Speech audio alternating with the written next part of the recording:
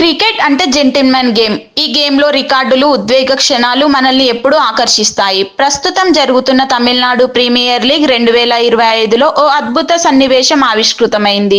ఈ సంఘటనకు కారకుడు టీమిండియా మిస్టరీ స్పిన్నర్ వరుణ్ చక్రవర్తి.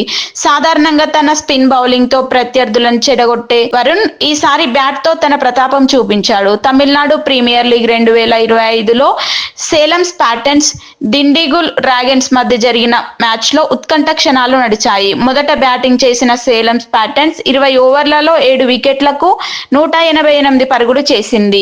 నితీష్ రాజగోపాల్ 47 బంతుల్లో 74, రాజేంద్రన్ 35, సన్నీ సంధు 25 పరుగులతో రాణించారు.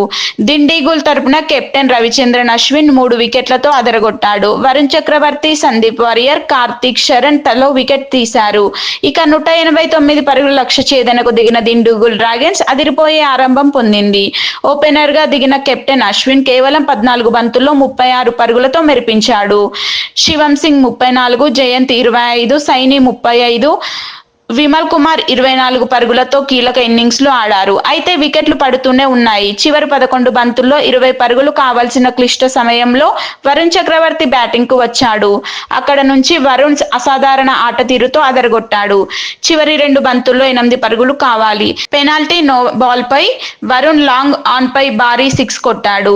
చివరి బంతికి 1 పరుగు కావాల్సిన సమయంలో మిడ్ ఆఫ్ మీదుగా లెఫ్ట్ హ్యాండ్ షాట్తో 4 కొట్టి జట్టును విజయ తీరాలకు చేర్చాడు. కేవలం 5 బంతుల్లో 13 పరుగులతో వరుణ్ మ్యాచ్ను ఫినిష్ చేశారు.